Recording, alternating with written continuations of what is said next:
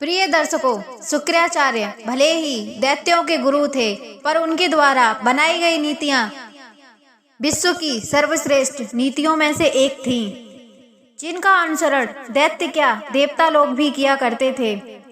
यह कहना बिल्कुल ही गलत नहीं होगा कि उन नीतियों को यदि कोई मनुष्य अपने जीवन में उतार ले तो उस व्यक्ति को अपने जीवन में सफल होने से कोई नहीं रोक सकता। इन्हीं नीतियों में शुक्राचार्य जी ने 3 ऐसे कार्यों को बताया है जिन्हें करने से पहले मनुष्य को कभी शर्म नहीं करनी चाहिए। यह सुनने में थोड़ा अजीब सा लग रहा है, पर ये सत्य है।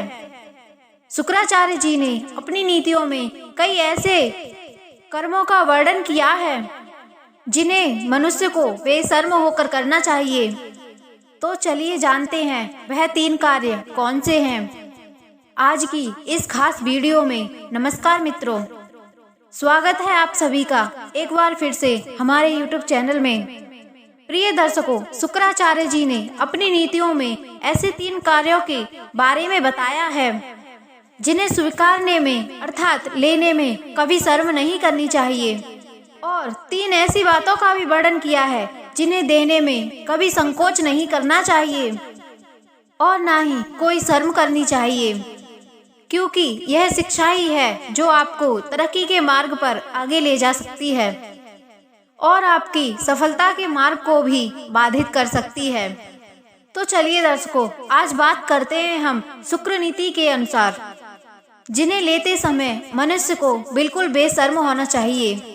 प्रिय दर्शकों, पहली चीज है विद्या।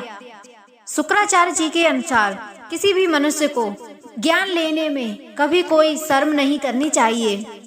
उसे समाज की सारी विभिन्नता को छोड़कर उसे समाज की सभी बातों को नजरअंदाज करना होगा कि वह शिक्षा देने वाला कोई दलित है या कोई बच्चा या कोई दरिद्र व्यक्ति, क्योंकि विद्या ऐसी चीज है जो जीवन के हर पद पर काम आती है। यदि मनुष्य चाहे तो किसी भी उम्र के व्यक्ति से ज्ञान प्राप्त कर सकता है, बस इसके लिए एक शर्त है कि उसे अपनी शर्म को छोड़ना पड़ेगा। प्रिय दर्शकों, दूसरी चीज है औषधि। प्रिय दर्शकों, शुक्रवेद के अनुसार यदि व्यक्ति किसी बीमारी से पीड़ित है तो उस व्यक्ति को उस बीमारी का इलाज लेते समय किसी चीज की कोई शर्म नहीं करनी चाहिए, चाहे वह उपचार किसी भी व्यक्ति के द्वारा बताया गया हो, चाहे फिर वह व्यक्ति नीच कुल का हो या फिर गरीब हो या प्रतिद्वंदी या कोई शत्रु हो। उस व्यक्ति को अपनी बीमारी के लिए सही करने को हर तरीका के उपाय करने चाहिए, क्योंकि यदि कोई व्यक्ति किसी भी प्रकार की शर्म करता है तो उस व्यक्ति को भविष्य में उसकी कीमत चुकानी पड़ सकती है। चलो चलते हैं अब तीसरी बात पर, और तीसरी बात है स्त्री धन। शुक्रदेव कहते हैं, स्त्री रत्न वही है और बुद्धिमान पुरुष भी वही है जो बुद्धिमान पत्नी का चयन करता है, चाहे वह स्त्री नीच कुल की हो या गरीब परिवार की हो, चाहे वह स्त्री भले ही ज्यादा सुंदर ना हो। ऐसी स्त्री को अपनाने में ज्यादा देर नहीं करनी चाहिए। ऊंचे कुल की दुष्ट स्त्री से विवाह करने से उसे जीवन भर के लिए तनाव पैदा होता है और उसे बहुत सी मुश्किलों का सामना करना पड़ता है। उससे अच्छा है एक गरीब घर की लड़की उत्तम गुणों वाली और उसके रूप को नजरअंदाज करते हुए बिना देर करते हुए उसके साथ तुरंत ही विवाह कर लेना चाहिए, क्योंकि यह बात आपने भी सुनी ही होगी कि एक वह स्त्री ही है जो घर को स्वर्ग बनाती है और अपने ही घर को नरक बनाती है। यह थी शुक्र नीति में वर्णित 3 बातें जिन्हें लेते समय किसी भी पुरुष को कोई शर्म नहीं करनी चाहिए। तो चलिए अब बात करते हैं शुक्रदेव द्वारा बताई गई उन 3 चीजों के बारे में जिनको भूल से भी कभी लेना नहीं चाहिए। पहला, कोई चीज बिना दिए हुए नहीं लें। शुक्राचार्य जी बताते हैं किसी बुद्धिमान पुरुष को या स्त्री को तुच्छ से तुच्छ चीज बिना दिए हुए नहीं लेनी चाहिए, यदि आप किसी से कुछ लेते हैं तो उसके बदले में आप उसे कुछ ना कुछ अवश्य दें। मुफ्त की दी हुई वस्तुओं को कभी स्वीकार ना करें, क्योंकि ये अनुचित है और आपके आने वाले भविष्य में आपके लिए अनुचित का कारण भी बन सकती हैं। दूसरा, किसी का पाप ना करें।